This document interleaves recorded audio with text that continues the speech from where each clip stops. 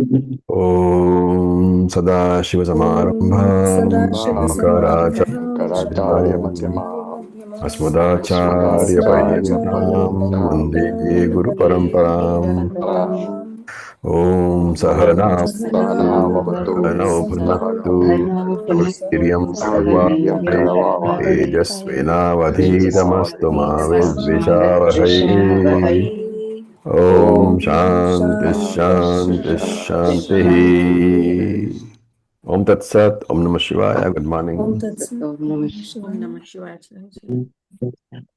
So, we were looking at the 10th mantra, 1, 4, 10, and we were looking at the arguments of Bharata Prapancha, where he says that actually there is no Brahma Vidya Upadesha necessary because the whole thing is about the Jiva. Then after Shankaracharya gives a few arguments, he says, okay, I accept that there is Brahma Vidya involved, but the first Brahman in the mantra refers to Jivatma, and then later on, that's the Samsara Jivatma. After acquiring Jnanam, he becomes Paramatma. Therefore, in the mantra, the first Brahman is Jivatma, the second Brahman is Paramatma, and therefore, the idea is that after acquisition of Atma Jnanam, he becomes Brahman, and therefore it is okay. Mantra is useful. Now Shankaracharya gives a comment, gives a refutation. He says that the first Brahman you say is Jivatma, and the second Brahman you say refers to Paramatma. Which means when I say Aham Brahma Asmi, I mean that I, the Jivatma, am getting the knowledge. Right? Therefore, the word Aham Brahma Asmi should be replaced by Aham Jivatma Paramatma Asmi. Right? So, if you are saying that Jivatma is different from Paramatma, as is your argument, then how can that Jivatma say Aham Brahma Asmi? Because he is that knowledge for him. Since you are saying the first Brahman is Jivatma, what is the Atma Jnanam? Aham Jivatma Asmi. Right? He can never say I am Brahmasmi because Brahman is different. You need no argument. Right? So no one says that I am my son. So two different things, right? Therefore, Jivatma cannot say that I am Brahman.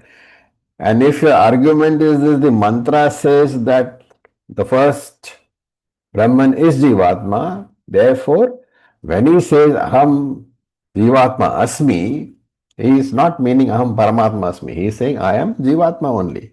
If Jivatma knows himself, the Shruti should have said Aham Jivatma Asmi and not Aham Brahma Asmi. Why? Because it is wrong knowledge according to you. Right? Because Aham Brahma Asmi is incorrect knowledge. Bhranti Jnanam. Why? Because Jivatma is different from Paramatma. And therefore your argument that the first Brahman refers to Jivatma and the second Brahman refers to Paramatma or Brahman is not correct. So then Bharata Prapancha goes on back foot. He says, okay. Brahman is Jivatma, but when it is said, Aham Brahman Asmi, the second Brahman is Paramatma only. And that means that I am Paramatma Asmi. And therefore the first argument is wrong, I agree. He says it is wrong knowledge. Now he gives a very different argument. Yes, I agree that when the Jivatma says Aham Brahma Asmi, it is incorrect knowledge. Because Jivatma is not Brahmatma. Right? But this is incorrect knowledge deliberately entertained. You see the difference? When you deliberately visualize yourself as something different from what you are, what is that called? What is that visualization? Adhyaropa. Are we talking about Acting. Adhyaropa? No. It could be Adhyaropa. What is the process of visualizing yourself called. We have done this. Acting. We did it so much detail. We did it in Chandogya Upanishad. First five chapters are only this. Oh, upasanas that we do. Upasana. So when you Hmm. entertain, when Mahagraha you are upasana. visualizing yourself as something else, ahangara upasana. Right? So if I am visualizing myself as Brahman, it is not knowledge, it is ahangara upasana. So that is what Bharata Prapancha says over here. So when he says, when the Jivatma says Aham Brahmasmi, it is incorrect knowledge, I agree, he says. But it is deliberately entertained incorrect knowledge, it is visualization. Therefore, I meditate upon Brahman, I visualize Brahman. And that is because every upasana, the knowledge is not factual for yourself, right? You are, you are Brahman. So, but it's a non-factual idea, right? And he says, therefore, that I have to visualize myself as Brahman, right?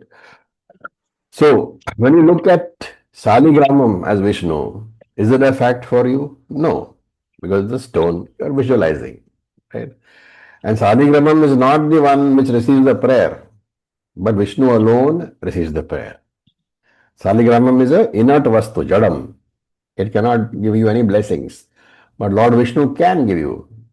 And that is why you do the upasana. You visualize Lord Vishnu, Lord Narayana on the Saligrama. Therefore, every upasana is non-factual, it's not a fact. Right?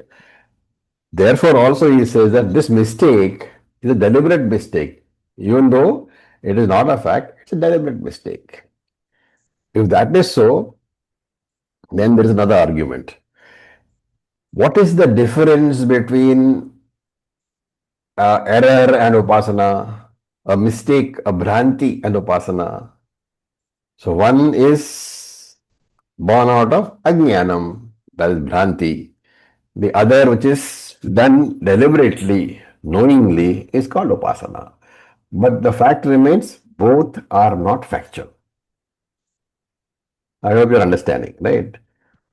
Both in meditation, rest in upasana, as well as in bhranti, in error, what happens? Something non-factual is imagined on something else. But one is bhranti when it is appearing out of ignorance. Like when the snake is imagined on the rope, it is out of ignorance, so it is bhranti. But when you imagine Lord Shiva on the Shiva Lingam, it is not bhranti, it is upasana. But both are not facts. Both are error, right? Inadvertence. So there is, when it is done deliberately, it is called upasana. When it is done out of ajnanam, it is called bhranti. Now, Bharata Prabhupada says that there is a law. What is that? Yad yad upasate tadeva bhavati. Whatever is the upasana, such is the result. And therefore, as a result of upasana on Brahman, what happens? The sadhaka himself becomes Brahman. And this is the meaning of the mantra according to Bharata Prapancha. He says that the first the first Brahman is Jivatma. The second Brahman is Paramatma. So the Jivatma deliberately visualizes himself as the Paramatma, which is Ahangara Upasana. Right? And as a result of the Upasana, he becomes what he meditates upon. Therefore, he becomes Brahman. And that is what the mantra means. Therefore, if you want moksha, you have to meditate. Upasana has to be there. Pure jnanam is not sufficient. This is the interpretation that Bharata Prapancha gives. Shankara says no. Upasana can never lead to Purnatvam. No amount of Upasana can lead to completeness, what we call Purnatvam or Sarva Atmatvam. The status of being the essence of all things in the universe is Sarva Atmatvam. He says, in the case of a limited object, this is Shankara's argument. In the case of a limited object, what do we call limited object in Sanskrit? Parichinna Vishaya. So in the case of Upasana on a Parichinna Vishaya, limited object, you can become similar to the object. But he says, in the case of Brahman, which is not Parichinna, which is limitless, Upasana cannot lead to moksha because moksha is not a karma phalam and not, of course, not a upasana phalam also.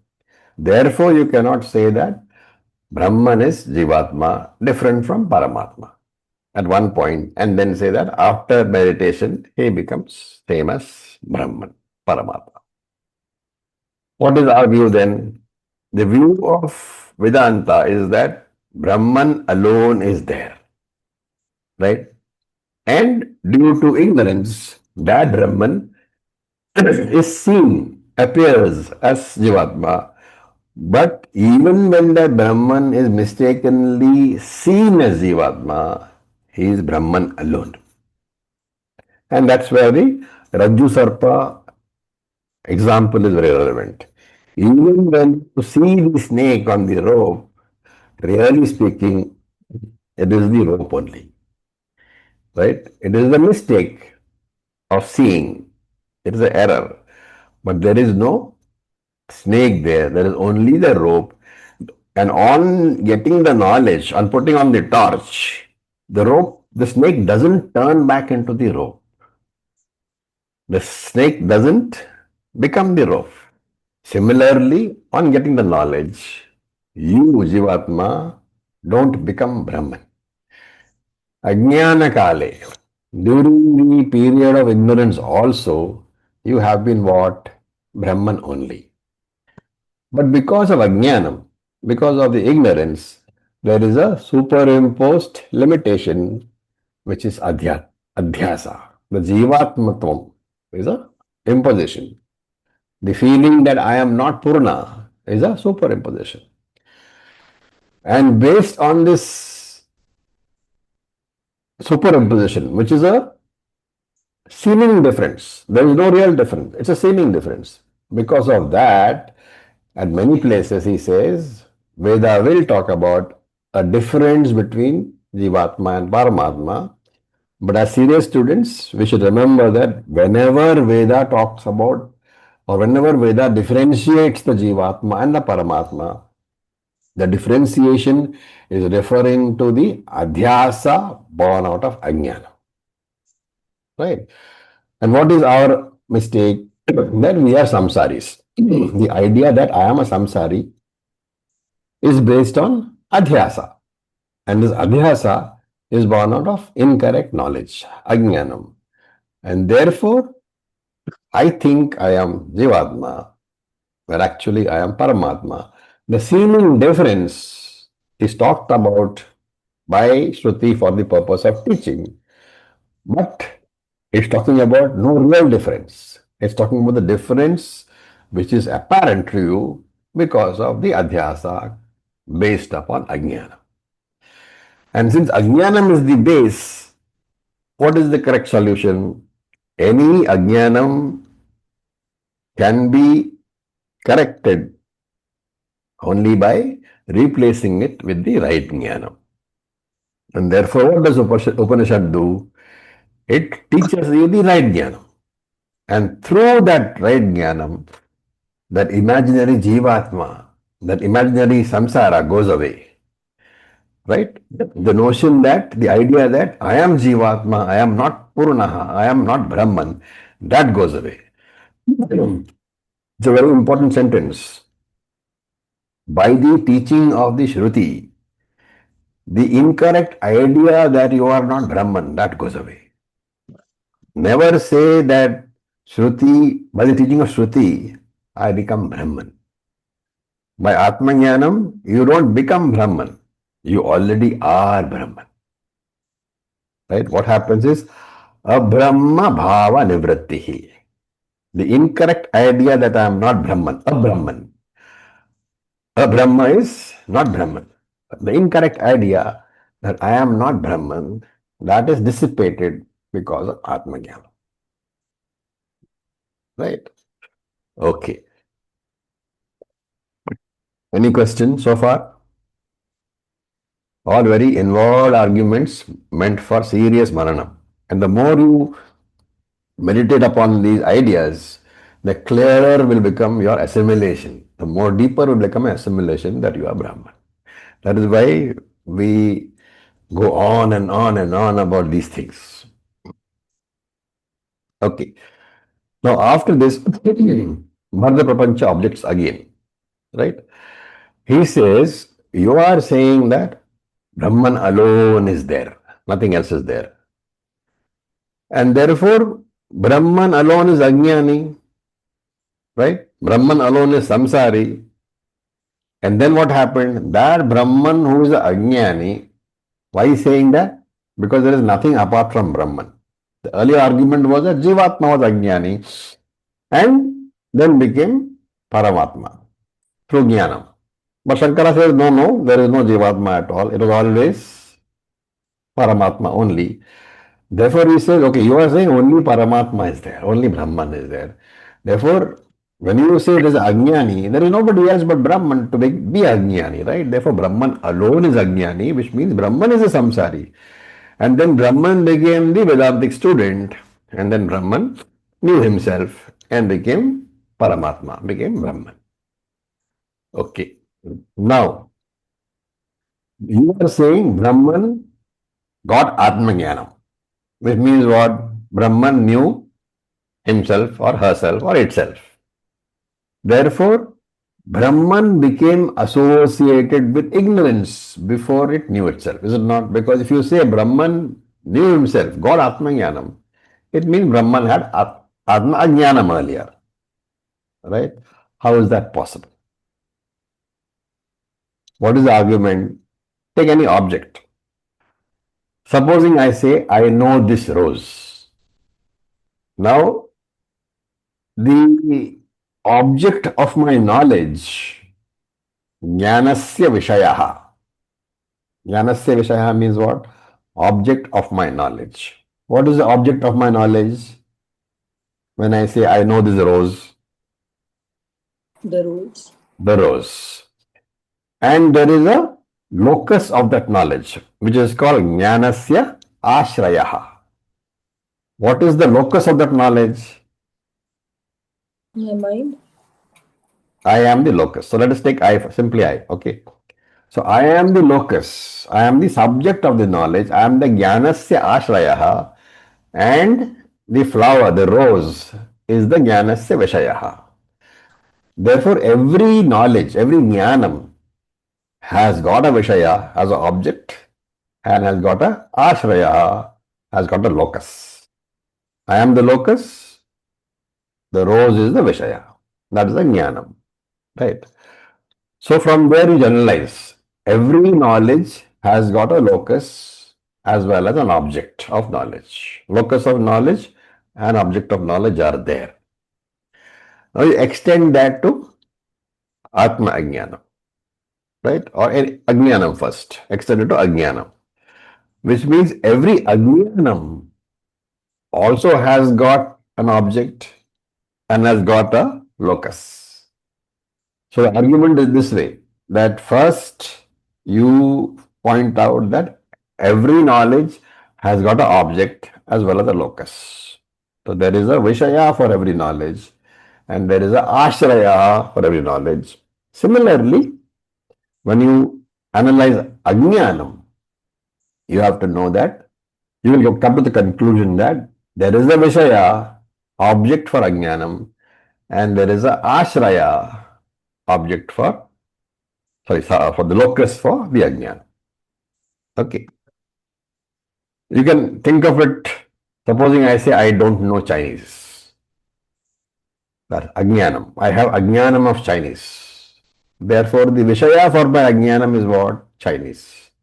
What is the Ashraya for my Ajnanam? I. So, the two statements are self-evident. Every Jnanam has got Jnana Vishaya and Jnana Ashraya.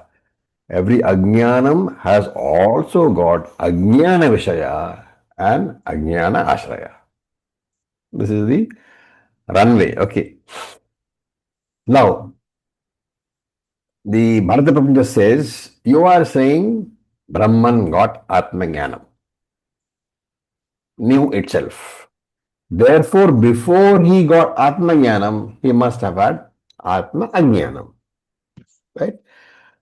Now, after gaining Atma Jnanam, he knew that he was Brahman. Now, if you apply the same terms which we applied earlier, what is the difference? The object of the jnanam is Brahman itself.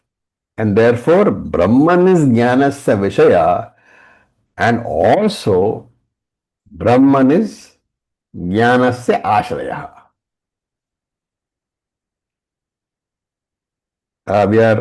You're with me so far? Yes. Okay.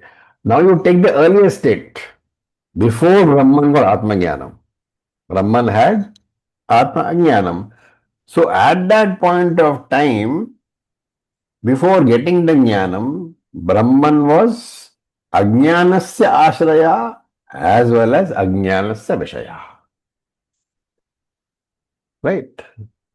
Earlier he was the locus as well as the object of the Ajnanam, and now he is the locus of the locus and the object of the Jnanam. So Bharata Prapancha says, how can that Brahman,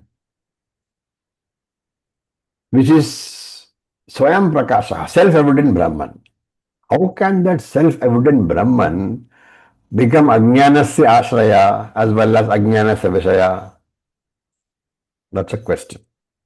It is not possible, he says. It's a contradiction in terms. And Shankara says no. Right? Look at the Shruti Vakyam, Brahmavit Apnoti Param. Brahmavit Apnoti Param. It's a Veda Vakyam. In which Upanishad did we see that? Taittiriya. Taittiriya. What does it say? Brahmavit Apnoti Param. The Brahmavit, he gets the supreme moksha. Right? Which means when you know Brahman, Brahmavit, then you will have moksha. Therefore, you should know Brahman. So when Shruti says you should know Brahman, what is the underlying presumption of Shruti? That you didn't know. That you don't know Brahman. Right? So Shruti itself is saying that Brahmavid apnoti paravam, therefore you should get Brahma Vidya, which means you don't have Brahma Vidya. And what is that Brahma Vidya? Tattvamasi, you are that Brahman. Do you have that knowledge? No. That is why you should acquire it. Who are you when you don't have the knowledge? You are Brahman. Who are you when you have the knowledge? You are Brahman. Therefore, Shankara says that Shruti itself accepts that Brahman is both Ajnanasya Ashraya, Ajnanasya Vishaya, Jnanasya Ashraya, Jnanasya Vishaya. Therefore, your argument is wrong. So, Bharata Prapancha says, fine. Right. Your argument, I accept that Brahman can be Ajnanasya Vishaya. But I am not accepting that Brahman can be Ajnanasya Ashraya. I can accept that Brahman can be a subject, can be object of ignorance. But I cannot accept that Brahman can be a locus for ignorance. How can Ajnanam be located in Brahman, which is the consciousness principle? What is the answer? It's pretty simple actually. Whenever you say somebody is ignorant of something or somebody knows something, both Ajnanam and Jnanam, the locus can only be a Chetana Vastu, a conscious being. Right? You cannot say that stone is ignorant because there is no consciousness there, reflected consciousness is not there. Therefore, whenever I say talk about Ajnanam or Jnanam, I am talking about the Ashraya, the locus, as a conscious sentient being. And Shruti says there is only one sentient being. What is that? Brahman. So if Ajnanam has to be located, it must be located in that conscious sentient Vastu, which is Brahman alone. And therefore, Brahman alone is the Ashraya of Ajnanam also. Okay, so with this, Bharata Prapancha has been negated here also. Then he comes with one more argument, Bharata Prapancha. He says, okay, but you are saying that first Brahman is ignorant of its own nature, then it is knowledgeable about its own nature. So there is a uh, illogical identity. And so we call it kartru karma virodha. Basically means the subject and the object in a sentence cannot be the same. You cannot say, I am eating myself. It's an illogical thing, right? Okay. Shankara says, fine. But therefore, he says, I agree that in the statement that I am eating myself, let us say, the word eating cannot be used for because you cannot eat yourself. The whole thing illogical. But he says, look at the verb. We are not talking about the verb eating over here. We are talking about the verb knowing. Right? And when Shastra uses the word knowing, right, it is not the normal usage of knowing. In the normal usage of knowing, there is a knower and there is a known object. Therefore, the normal usage of the verb knowing involves an object, which is the object of the knowledge. So, involves objectification, so to say. But when Shastra says knowing, there is no object there. It is only the removal of the adhyasa. So, Brahman is ever evident as Aham. And if you remember the argument earlier, there will be no phala vyapti in knowing yourself. Right? There is a vritti vyapti, but there is no phala vyapti. I hope you remember what is vritti vyapti and phala vyapti. So Brahman is ever evident as Aham, as myself. Therefore, there is no phala vyapti. Therefore, there is no objectification. There is no process of converting Brahman into object. So Vishayi Karanam is not there. Vishayi Karanam means creating an object of my knowledge. It's not there. So no mental process is required. No mental experience is required to know that I am Brahman. So I am Brahman plus the limitations of the BM body mind sense complex. That is what we think. But Shruti doesn't want to realize I am Brahman. Shruti wants to negate the limitations of the body mind complex. When you say I am Brahman, everybody knows I am. I am the word I am. I exist. Nobody has to tell you. I am Brahman. Nobody has to tell you. But the problem is that I think I am Jivatma, which is what?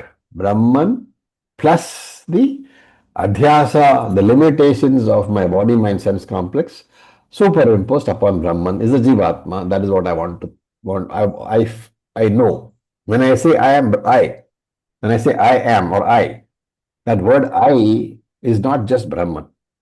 It is Brahman plus the body, mind, sense complex. And therefore, Shruti does not need to be that I as Brahman. It is already revealed to you because you are saying I, you are including Brahman in your definition. But you are making a mistake. While you are saying Brahman, you include Brahman, of course, but you include the body, mind, sense complex also. And the purpose of Shruti Vakyam, therefore, is not to reveal the I Brahman. It doesn't need to, you already know. But it wants to remove the limitations of the body, mind, sense complex. It wants to remove the adhyasa. First, you say, I am human being before you study Vedanta. Vedanta tells you, no, you are not human being. So don't say, I am human being. Just say, I am. Right? First, you say, I am disturbed.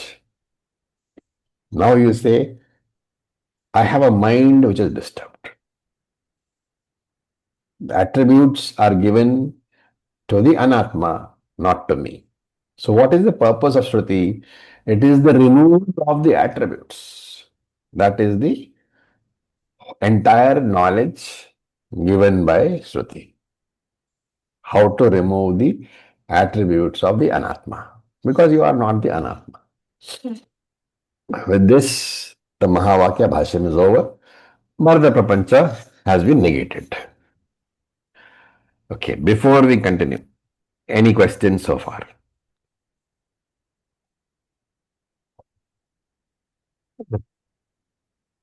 All right. So we will look at the, we are still on verse number 1410, mantra number 1410. We look at the last three sentences. We will chant. Please unmute yourself. The last three sentences starting with Tadyo. Tadyo yo devanam. So Tadyo yo devanam. तद्यो यो तद्यो यो देवानां देवानां Pratyabudhyata sa eva.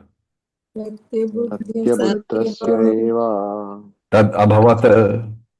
तत् अभवत् तद् अभवत् Tatha rishinam tatha manushyanam.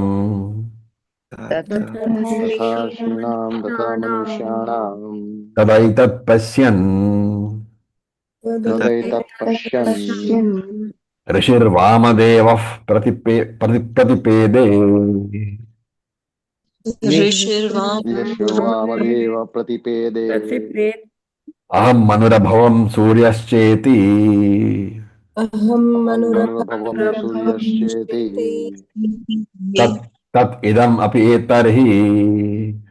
तत् तत् इदं इदम् अपि एतर्हि Ya evam veda aham brahmasmiti. य य एवं एवं वेद अहं ब्रह्मास्मि इति ब्रह्मास्मीति Sa idam sarvam bhavati.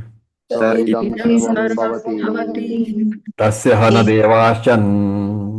तस्य तस्य तस्य ह न देवाश्चन् Abhutya ishate. अभूत्या ईशते अभूत्याईशते Atma hesham sabhavati. आत्मा आत्मा येषां येषां स भवति भवति So this is a side commentary. It talks about the difference between jnanam and karma. So we all know that in the case of the karma kanda, there are many restrictions, there are many rules, niyamas are mentioned. Why are there so many rules? Because karma is based on the varna, ashrama, dharma. According to your varna and according to ashrama, you have different karmas prescribed, right? For example, if karma is prescribed for a particular varna, let us say ashramavasi, then the Shruti understanding, traditional understanding is that if a person does the karma prescribed for his own varna and ashrama, then only will the adrishta phalam be available. That's a very important distinction. Any karma you do with the attitude of karma yogi will not give you the necessary punya. You have to do the karma prescribed in the Veda for your ashrama and for your varna. Then you will get punya. However, in the case of jnanam, there is no dependence upon varna and ashrama. Whoever desires jnanam can work towards it. And whoever gets jnanam will get moksha. Jnanam means, of course, Atma Jnanam. Why is this difference there in the approach? What is the logical reason for a difference in approach to karma and jnana? Because karma is based upon anatma, which is not the same for everybody. While jnanam is based on atma, which is the same for all. From the anatma's point of view, there is a difference between brahmachari, grihastha, vanaprastha, sannyasi, male, female, everybody, right? But from Atma standpoint, Atma doesn't differentiate between brahmachari, grihastha, vanaprastha, sannyasi, men and women, or even for animals. So as a Atma, the karma is irrelevant because you are akarta. And therefore, from the Jnanakanda point of view, these vanaprastha differentiations are not relevant at all. However, the moment you undertake karma, you have to take into consideration the anatma. Once you take anatma into consideration, you get differences like brahmachari, grahastha, male, female, etc. Therefore, karma kanda is based upon differences only, based upon bheda. Therefore, if you want to accept or do karma, if you want to do karma, you have to accept all the rules of karma kanda. You cannot bring Vedanta into karma kanda and say that I am Atma, therefore whatever karma I do, I will get the phalam. That doesn't matter whether it is vanaprastha or brahmachari. So don't mix up karma and jnana kanda. In jnana kanda, problem is not there. So anybody who has got the eligibility, the jnana yogyata, can get the Atma Jnanam, irrespective of varna, ashrama, caste, everything. And here the Upanishad says that not only Manushya can get moksha, but even Devas can get the Atma Jnanam and can get moksha. Devas, according to Shruti, are not adhikaris for Karmakanda. But Jnanakanda, everybody can come to Jnanakanda, even the Devas can come to Jnanakanda. And this is what is said in the mantra. Among the Devas, whoever gains the knowledge, Devas, Indra, Agni, etc., they are free to get the knowledge. Where is the pramanam that Deva can get the knowledge, Indra can get the knowledge, Agni can get the knowledge? Where did we see? In Upanishad. Kena Upanishad. So, in your study, if you remember all the earlier Upanishad, you can immediately relate. Now, this is the pramanam. So, it says, Devanam tadyo yo pratyabudhyata. Among the Devas, yo pratyabudhyata. Pratyabudhyata means acquires or gains what? The knowledge. Sa eva tad abhavat. He becomes that only.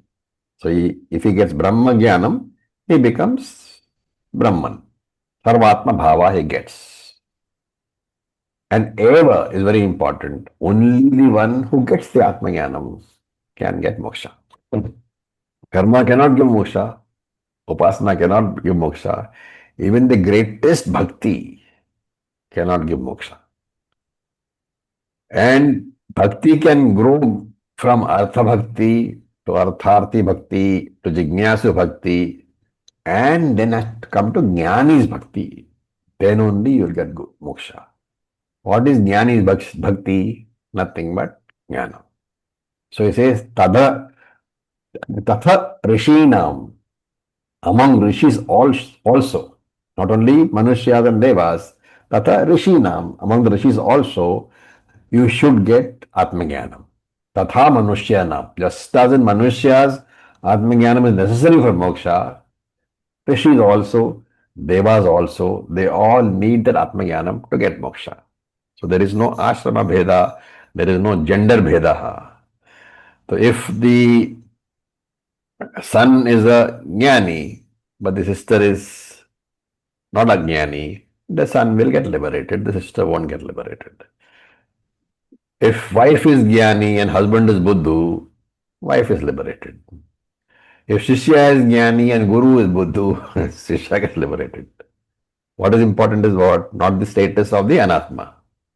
What matters is whether you have Atma Jnanam or not. And therefore, Shruti quotes a mantra in support of this. So it is called the Arthavada mantra.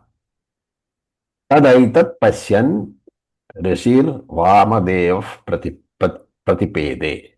So Vamadeva Rishihi Pratipede. Pratipede means he knew this, even in the womb. And what did he say? I am everything, he said. Aham eva idam sarvam. Tad ha etat. So tad refers to Brahman. I am that Brahman, he said. And Rishir Vamadeva Pashyan. That Rishi knew. And having gained the knowledge, what did he say? Aham manurabham manura abhavam suryas cheti. I am Manuhu. I am the sun. I am the moon. I am everything. In short, Sarvatma Bhava he got. That he was everything he knew. And Tat idam api etarhi ye evam veda. That Brahman, whoever knows that Brahman. And how should he know? Aham Brahmasmi iti. He should know in the manner that he himself is Brahman. And what happens if he knows in that particular manner? Sa idam sarvam bhavati. He becomes everything. He gets Sarvatma Bhavaha. So, notice that Shruti is saying that the moment you get aham brahma jnanam, aham brahmasmi iti, the moment you get that, sa idam sarvam bhavati, you become everything. There is no sequence over here. There is no gap between Atma Jnanam and moksha. The moment you get Atma Jnanam, that itself is moksha. There is no second step involved. There is no meditation involved. Atma Jnanam is moksha. And tasyaha devashana abhutya naishate. Even the devas cannot stop his moksha. So abhutya become here means not being, non-stopping or non-moksha. But abhutya, he cannot even stop the moksha. Devas cannot stop the moksha. So Shankara makes a comment here to explain this. So why would devas want to obstruct moksha? He says devas can obstruct everything. So they can obstruct the gaining of the Atma knowledge, Atma Jnanam. Right? Idea is very simple. Devas cannot obstruct moksha means once Atma Jnanam is obtained, there is no role for anybody else in obstruction. But the devas can definitely obstruct the gaining of your knowledge by presenting obstacles. And why do we say that devas cannot obstruct moksha? Because there is no gap between jnanam and moksha. Once jnanam has come, moksha has come. Okay. So the word Pashyan, I mean little grammar over, okay, little Sanskrit grammar. The word Pashyan is, is a present participle. In English grammar, we call it present participle. In Sanskrit, we call it Shatra Pratyaya. So in English, the suffix ing onto any verb shows the continuance of that action. Right? Walk, verb, walking. Continuance of that action. Now, supposing I am on a walk and listening to the music on my earbuds. Okay. So there are two verbs, walking and listening. Two actions. But are they, actions which are one after the other? No. Both are simultaneous, right? I am walking and I am listening. You cannot say that I am walking and then I am listening. Therefore, the Shatra Pratyaya, when it is used, the present participle, when it is used in a sentence, it indicates that the operation of both the verbs are simultaneous. Right? Why is it important? Because it says Pashyan Pratipede. while knowing, he attained. While getting the Atmajnanam, he attained. Both are usage of the verb pasyan is a present participle, indicating the immediate gaining of moksha immediately on getting the knowledge. And therefore the conclusion that none can stop moksha, including the gods. All they can do is present obstacles for gaining knowledge. For getting Atmajnanam, you can present obstacles by way of, Urvashi, all those things. But if knowledge is there is no role for any obstacle over there. Okay. Then there is another argument to support the idea that devas cannot obstruct moksha after jnanam. So he says, Atma hesham sabhavati. After jnanam, what is the status of the jnani? He becomes the very Atma, the very content of hesham. Hesham is everybody, all the people, and all includes devas. Right? So the moment he gets Atmajnanam, the Jnani is not different from the Devas. And therefore, if Devas want to harm the Jnani, it means Devas want to harm themselves. Therefore, even Ishvara, Antaryami, cannot obstruct the Jnani's moksha because by that time, the Jnani is non-different from Ishvara also. So, nobody, no deity, no Ishvara can obstruct his moksha. He is master of everything. Okay. Now, having talked about the Jnani, the Upanishad wants to talk about the Ajnani.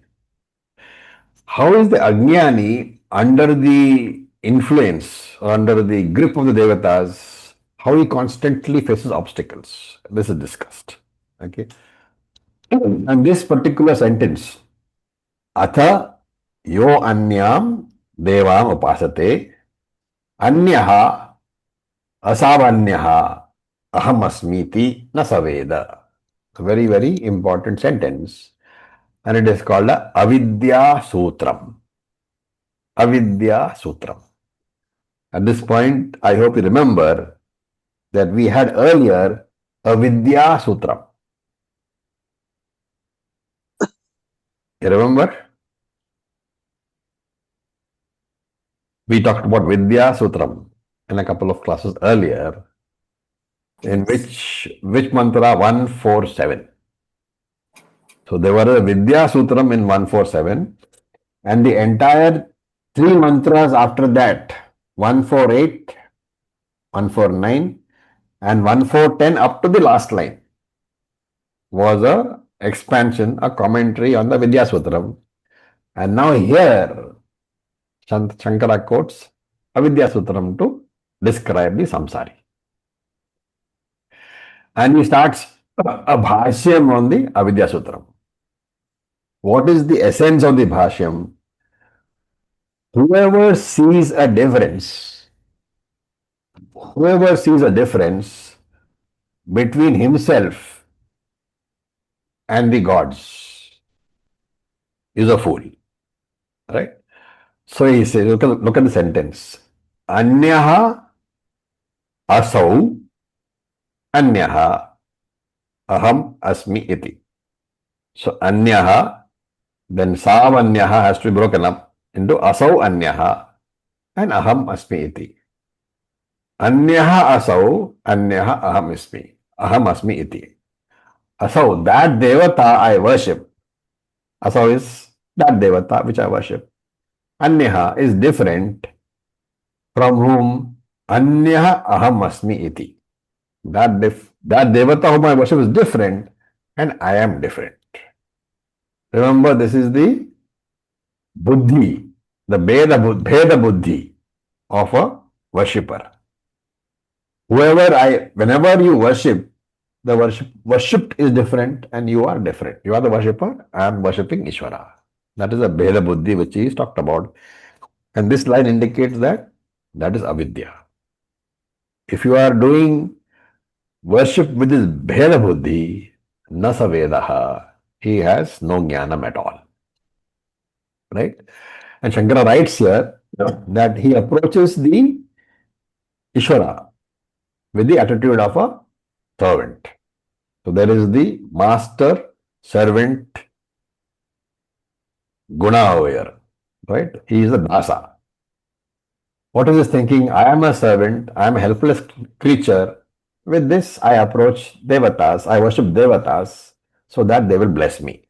And such people, Shruti gives a title over here. It says, Yatha Pashurevam Sadevanam.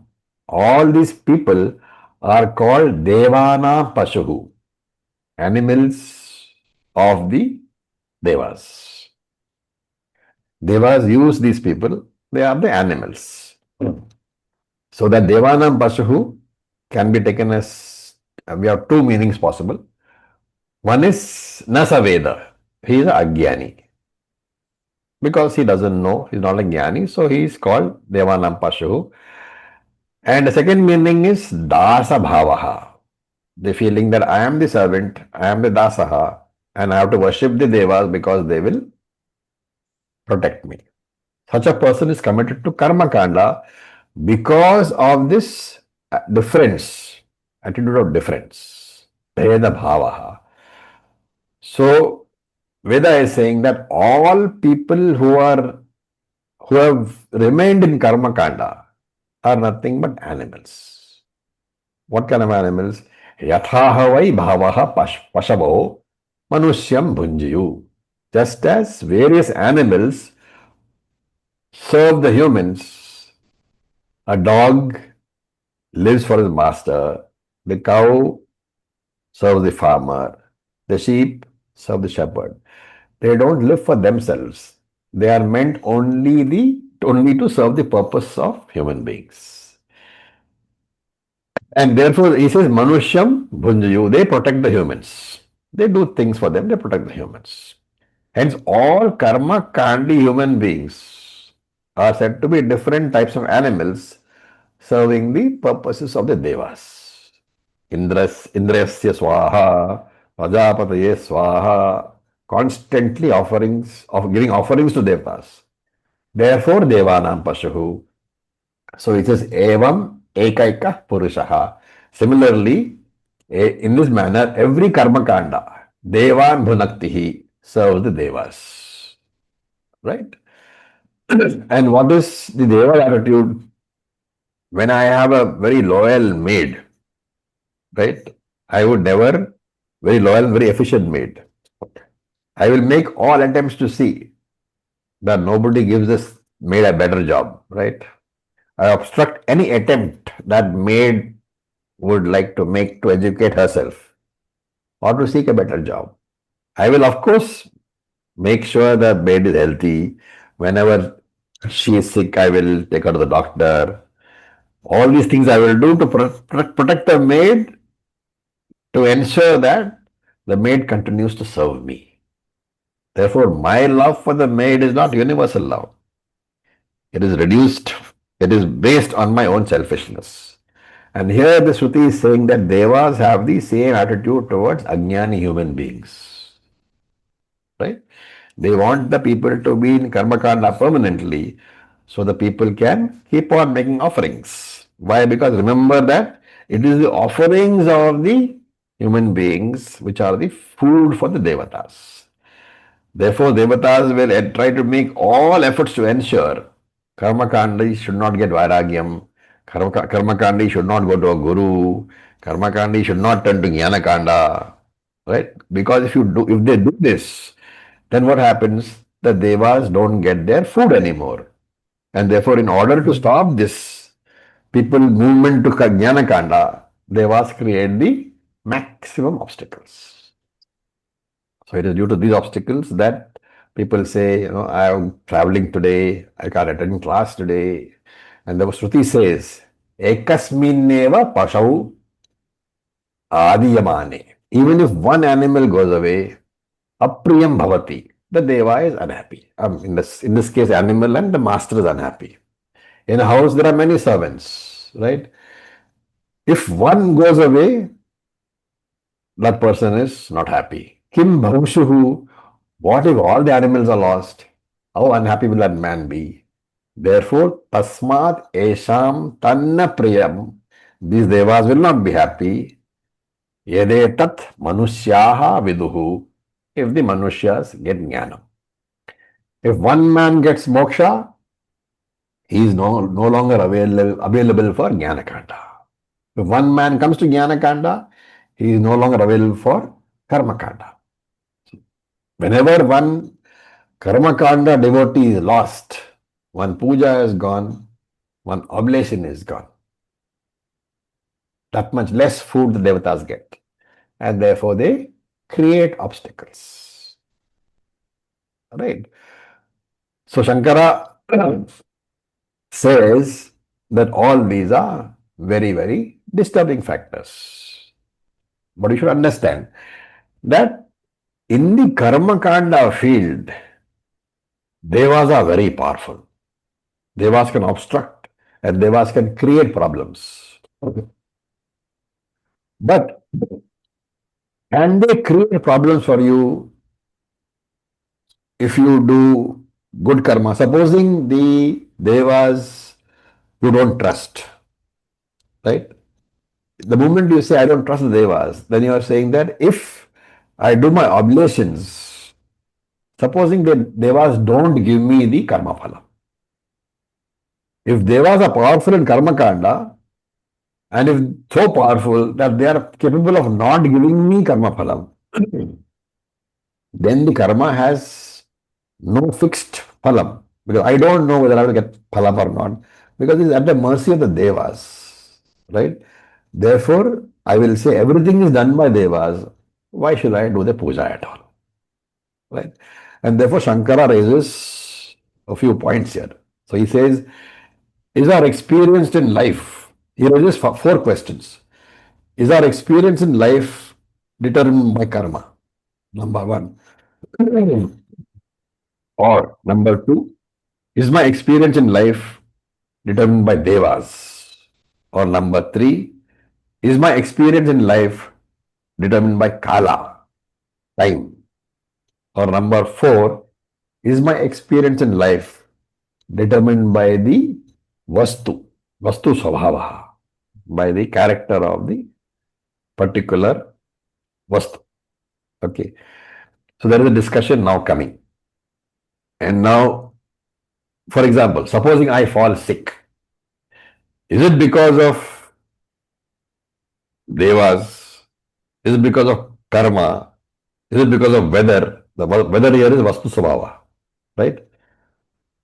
Is it because of my bad time, kalaha, or my karma? Right?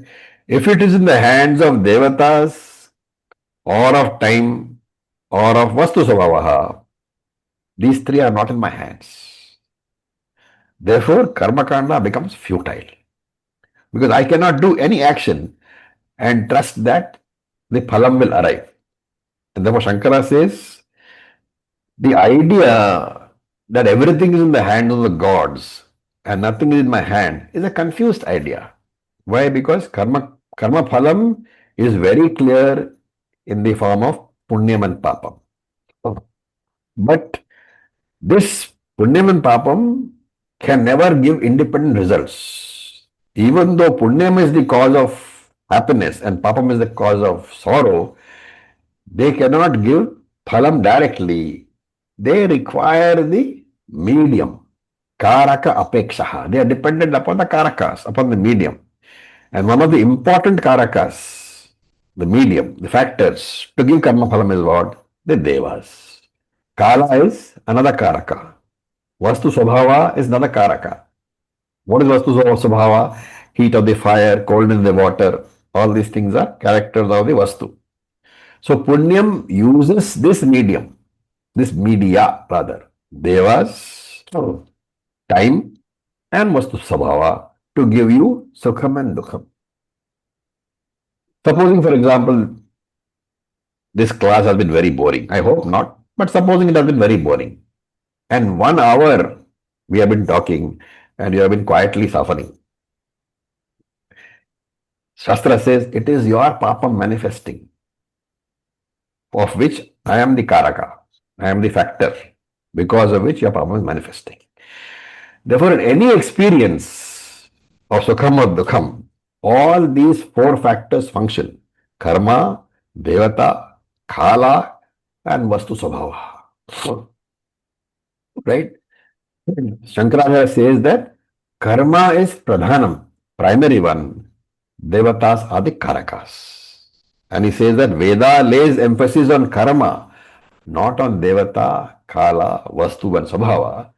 Therefore, karma kanda is very valid. You can do fresh karmas and generate punyam.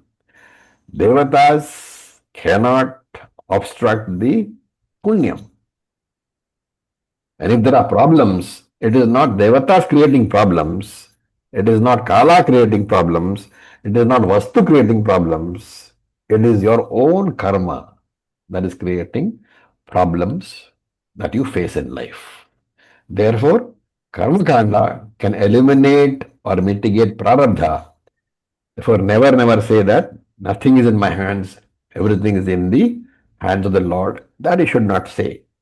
The Vedantin will always say, I am responsible for my past, present, and future. I am a contributor, right?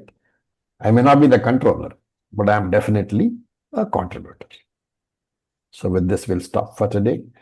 Any questions? Sir, Yeah. just extrapolating on the last bit, I read somewhere that, like, suppose four people go out in the cold weather, or like you said, Vastu Swabhava, and one person catches a cold and he falls ill. So this example will explain that the Vastu Swabhava was common to all, but the one person who got the cold is his karma, his prarabdha. No, it was probably his immunity, which is That basically. from the scientific way, his low immunity or age or other factors. But so can we say that other things being common, one person suffers, one person doesn't? It is his prarabdha The only. Prarabdha only, of course. Yes. Okay, so with this, we'll stop for today. Guruji, I've been wondering when why. you Okay, please go on. Sudhirji, you yeah please. yeah okay, thank you. So when we say that I am responsible, when I commit myself as Yeah. that, as a Brahman, then Yeah. it means that I take full responsibility of my life. Well, Can we interpret it in that way? And then therefore I will whatever is expected of me as a on a sansaric level, I will do the karmas which is in the best interest of uh, sarvatvam. I mean, with that in mind, and therefore I may not suffer something of that sort. I'm unable to express it no. properly. What is going to happen is that when you say I'm Brahman, you are Akarta. Mm. Right? So Yeah. that is a different argument. But when you say that I am the Jivatma, I am essentially Brahman, but I am occupying this body for the time being, or I am blessing this body, Mm. you are in Vyavaharika. So in Vyavaharika, the Jivatma normally operates from angle of what is there for me. Every action is for my own sake. But with the additional knowledge that this whole thing is mithya, you don't have anything to do for yourself because Purnatam is already there. Therefore, your desires do not drive your actions. What drives your actions then? Only Loka Sangraham. So, from that point of view, you do everything that is responsible for this body to contribute Right. to humanity. Right. Okay. Okay. Thank you. Rituji, you were saying So, something? Acharyaji, I was wondering why, after having done Vidya Sutram, this Vidya Sutram is presented. We should know both, no? We could have. Yeah, Is we should. it not logical to have Vidya Sutram Yeah, first? yeah, because that's, this is debatable. What should come first, Avidya Sutram or Vidya Sutram? But basically, we should know both. Ji. Like chapter 2 before all Yeah, the other. like chapter 2 is a summary of the Bhagavad Gita, so that's different. Okay, so with this, we'll stop for today. Thank you for your patience. Om Purnamadah Om Purnamidam Purnamada Purnat Purnamidam Purnat Purnamudachyate Purnasya Purnasya Purnamadaya Purnam Purnamadaya Meva Purnameva Vasishyate Vasishyate Om Shanti Om Shanti Shanti Shanti Shanti Om Shanti. Tat Sat Om Namah Shivaya. Thank you for your patience. Om Thank Om you. Om. Thank you. Thank you.